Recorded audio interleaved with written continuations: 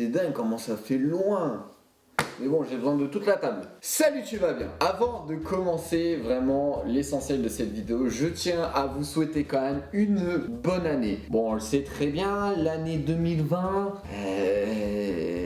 Bon, ça a été de la merde. Donc clairement, je pense que l'année 2021 peut être déjà mieux que 2020. Peut-être moins bien que 2019, mais mieux que 2020. Ça, c'est clair et net. Faites attention aux gestes barrières, respectez le protocole sanitaire quand même, parce que nous ne sommes pas encore sortis à 100% de cette merde. Bon, bah clairement, on doit se serrer les coudes. Bien, sinon, mon projet d'animation BPGEPS. Vous étiez nombreux à me commenter et à me donner un retour justement sur ma dernière vidéo où je parle de mon projet d'animation BPGEPS. Et en plus, ça a été autant dans la bienveillance et dans le non-jugement, parce que je voyais les commentaires, c'était là pour m'aider. Je vous en remercie. Pourquoi je fais cette vidéo? Avec vos commentaires, mais également au fur et à mesure que j'avance dans mon BPGEPS, en discutant avec ma tutrice de stage pratique et ma tutrice de stage de formation, et ben en fait, ma vision, elle change au fur et à mesure. Donc c'est pour ça que là, je vais vous parler dans cette vidéo les modifications que je vais mettre en place pour mon projet d'animation BPGEPS. Vous pouvez me dire tout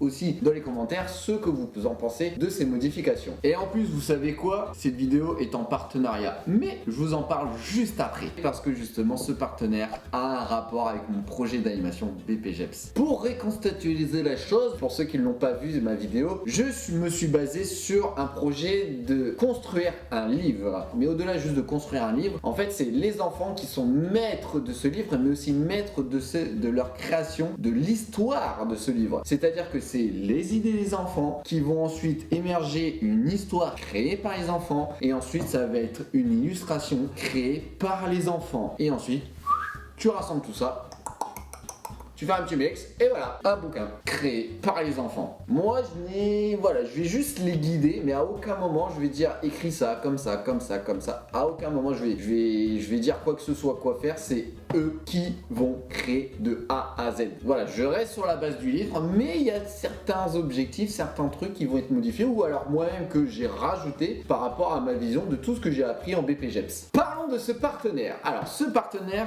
ce n'est pas juste un partenaire de la vidéo, c'est un partenaire qui va être entièrement sur mon projet d'animation. Ça va être le partenaire phare de ce projet, et je tiens à les remercier. Je tiens à les remercier de me suivre justement sur ce projet d'animation. Le partenaire de ce projet s'appelle Duclair Fourniture, du groupe majuscule. L'entreprise qui m'aide justement, donc qui est partenaire de ce projet, se trouve pas très loin de chez moi, dans la Somme, à Abbeville, pour ceux qui connaissent. Et ils m'ont fait une donation justement de matériel pédagogique qui va m'aider à la création de ce livre. Vous pouvez retrouver dans leur catalogue, dans leur entreprise, vraiment absolument de tout, autant du matériel pédagogique qui peut vous aider à créer quelque chose de manuel, autant des jeux de société, des jeux en bois, des jeux pour les maternelles. Il y a vraiment de tout. Franchement, allez voir, parce que franchement, il y a vraiment de tout, et c'est ça qui est intéressant. Au sujet du matériel, qu'est-ce que j'ai pu avoir?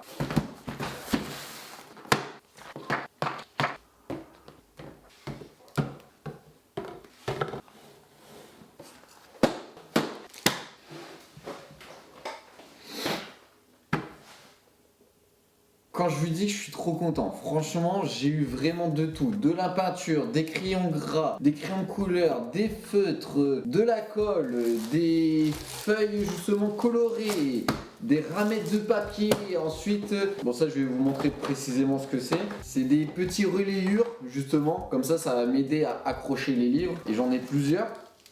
Et franchement, donc ils m'ont aidé à réaliser ce projet. Je peux que les remercier. Franchement, merci à eux. Donc c'est pour ça que je vous dis, allez voir ce qu'ils proposent dans leur catalogue. Après, il y a quelques matériels que je dois acheter par moi-même. Enfin, acheter par moi-même, je veux dire acheter justement, que la fédération pour laquelle je travaille doit acheter. Il manque 2-3 bricoles justement pour être vraiment complet. Surtout quand même, il y a beaucoup d'enfants.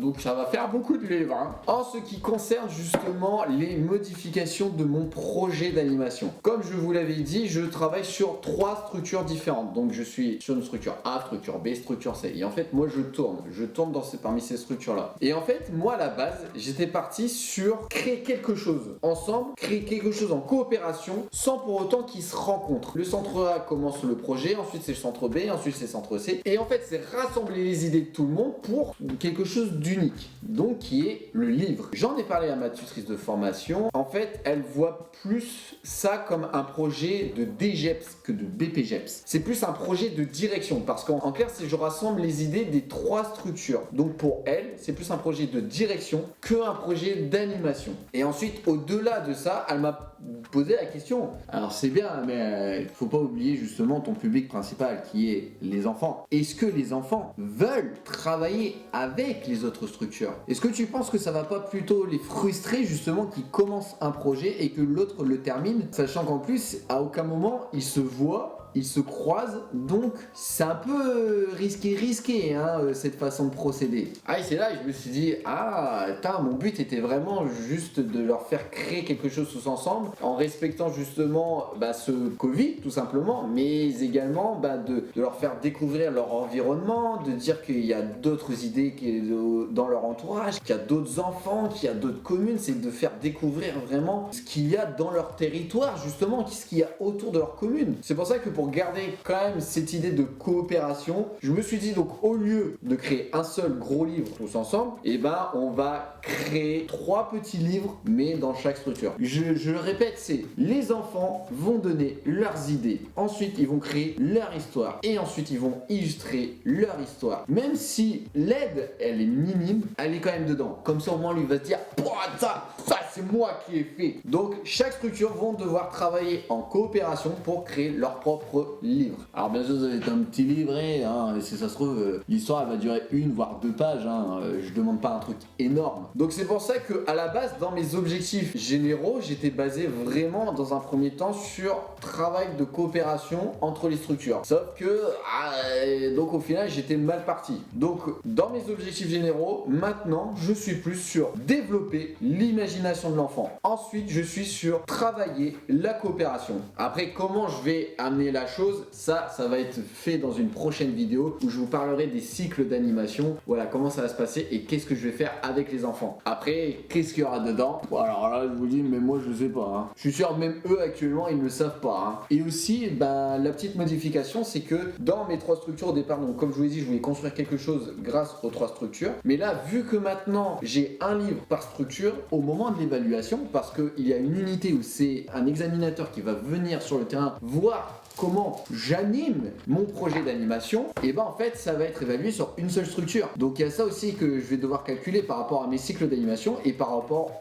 à quand est-ce que je pourrais être évalué. L'avantage justement de ce projet et de cette façon de faire, j'aurai 2 centres test où clairement je vais entre guillemets tester, évoluer mon projet, voir les erreurs, corriger mes erreurs et ensuite justement lors de mon évaluation finale, je me sentirais mieux on va dire. Et aussi pour mon dossier d'unité 4, j'aurais pas besoin de m'emmerder on va dire à parler de cet objectif de 3 centres et tout ça. Et on va dire aussi que ma tutrice, je pense qu'elle m'a aidé à m'aiguiller pour me simplifier la tâche. Et je me rends compte maintenant que faut faire simple, faut pas se prendre la tête. En fait je pense que des fois il est là l'erreur, c'est vu qu'on sait que on est en évaluation, on est examiné, vite ça, l'objectif, le machin, etc. À un moment faut oublier tout ça et se dire je suis là avec les enfants. Donc voilà, cette vidéo est terminée, j'espère que ça vous aura plu. Dites-moi dans les commentaires ce que vous en pensez. Donc je rappelle mon partenaire de ce projet, Duclair Fourniture du groupe Majuscule. Allez voir leur catalogue pour vous les directeurs de structure si vous voulez commander quelque chose, si vous avez des besoins en matériel, que ça soit en termes pédagogiques, ludiques ou manuels, enfin tout ce que vous voulez. Le groupe Majuscule justement est là pour vous aider. Et puis ceux qui sont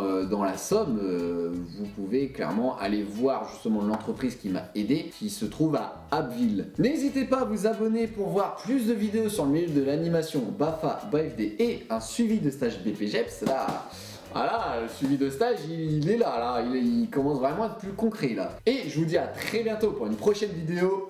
Tchuss!